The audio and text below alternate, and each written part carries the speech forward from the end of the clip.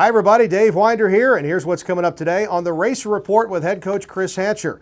As the Racers play up a level for the second straight game, heading for Kalamazoo in Western Michigan, and a new quarterback gets the start, and the Racers get a pick six. We'll switch gears this week as the OVC is now here and Jacksonville State comes to Stewart Stadium Saturday, and the plays of the game before we leave today from Neil Bradley. The Racer Report begins right now.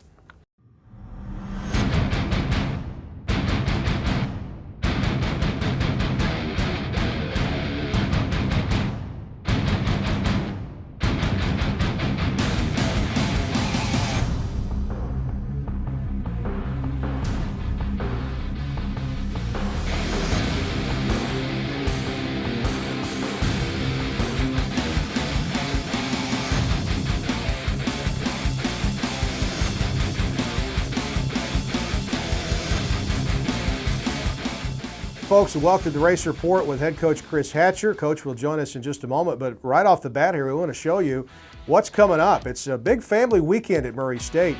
Other than homecoming, it's one of the greatest weekends that the university has, and football is part of that.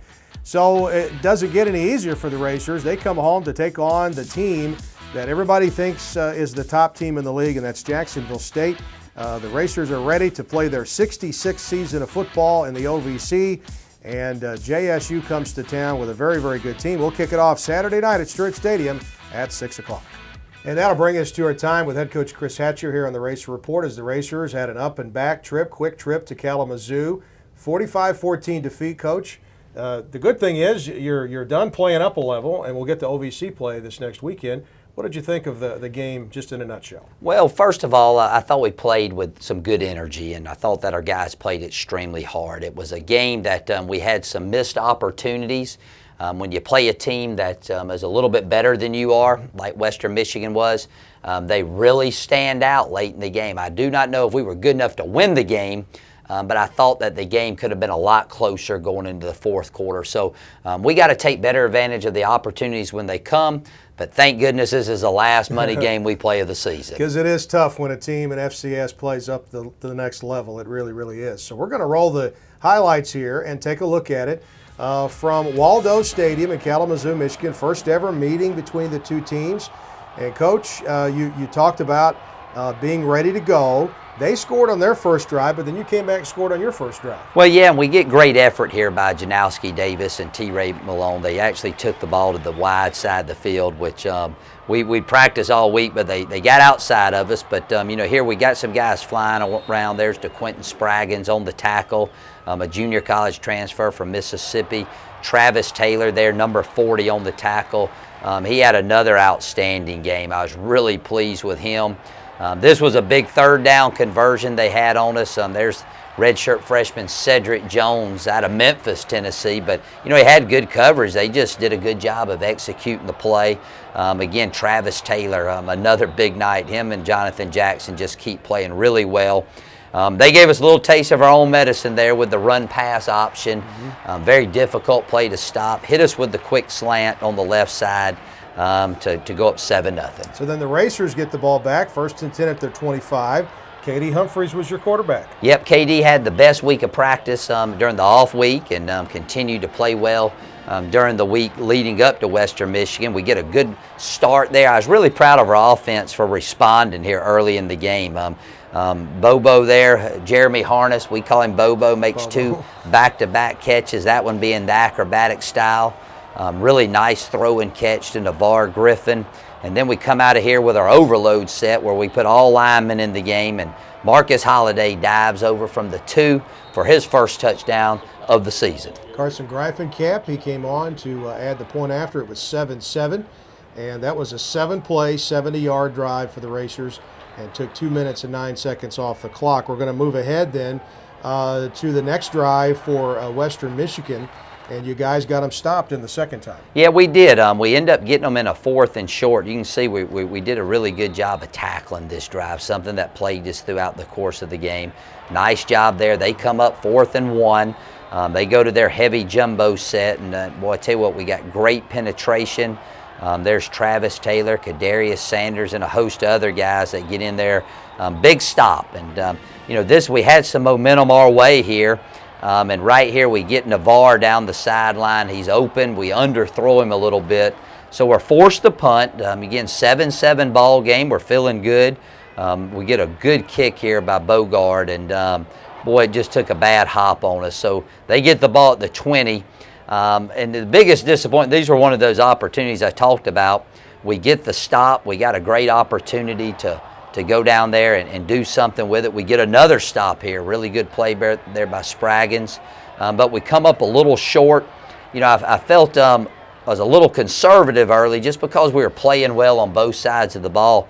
This time, we do a really nice job with the kick by Bogard. Davis is the first guy down there. A host of others finish him off.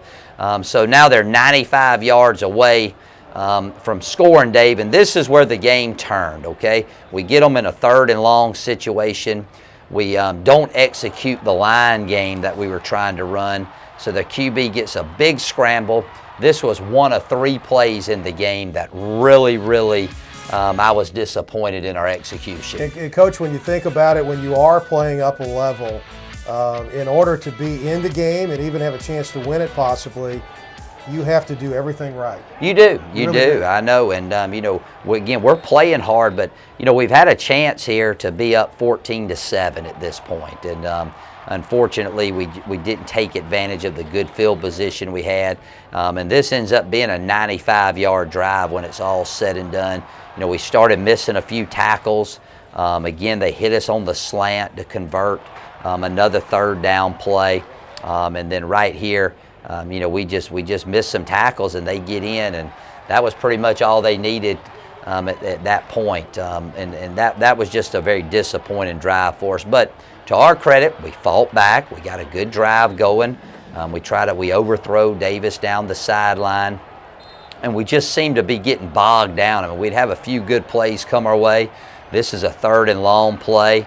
Pokey Harris takes he got hit there. Yeah, he got helicopter there, Dave, and you know, so they're up at this point. I believe at this time they're up 21-7, and this is late in the 2nd quarter. What a great catch they made there. Actually, they called us for pass interference on another receiver, but they're kind of going to work. We're keeping everything in front of us, not giving up the big play, and then right here we miss a tackle. We had a safety there to make the play, and we miss it. In fact, that makes it 21-7, Dave. They were scoring in a hurry there on me. I couldn't keep up. Yeah, they were. And now we're back to, it's under 5 minutes before the half, and you thought, well, maybe you guys can get something going here. And then there was a missed field goal. Then they got a field goal, and you know, you guys had some really good chances in the first half. We did. I mean, you know, we just couldn't finish plays, and I think that was the difference in the ball game. I mean, here's a great run by Marcus Holiday, who's really having a good season up to this point. But you know, we end up we're going to get the ball in the second half. So right, this was you guys deferred. Big drive. So we come back to back. We call these our copy plays. We run them back to back, and Jeremy Harness makes 2 really good catches. And then this is kind of where we misfired a little bit. We take 3 shots to the end zone. A couple of them were nice checks, poor execution, and then Griffenkamp just barely misses off the left upright. And then this is, I don't know, I would hate to say it was the dagger, but you know, we kind of go into a little prevent mode. They had 137 before. Didn't have much time, and this was the play. They end up getting the ball down across our 50-yard line. Again, it's 21-7. We're going to get the ball the second half. And right here, our corner bites up on the underneath throw, leaves the guy behind him uncovered. And those are the types of opportunities that, well, you just can't give up in a game like this. So they get down there. They end up spiking the ball. They're forced to kick a field goal. We go into the half 24-7. Didn't play terribly bad, but we missed a lot of tackles offensively. We missed some plays that could have kept the game a lot closer going into the locker room. The Racer Report with Chris Hatcher is brought to you by Ruth Brothers Wine and Spirits. Serving you for 50 years, Ruth Brothers with 2 locations in Paducah, Kentucky. And by Pepsi Mid-America. Share your summer picks on Twitter with hashtag RealBigSummer. And by Campus Evolution Villages in Murray. the best in student living. Call 270-767-1818 to plan your tour and visit. And by Kentucky Community and Technical College System. Higher education begins here.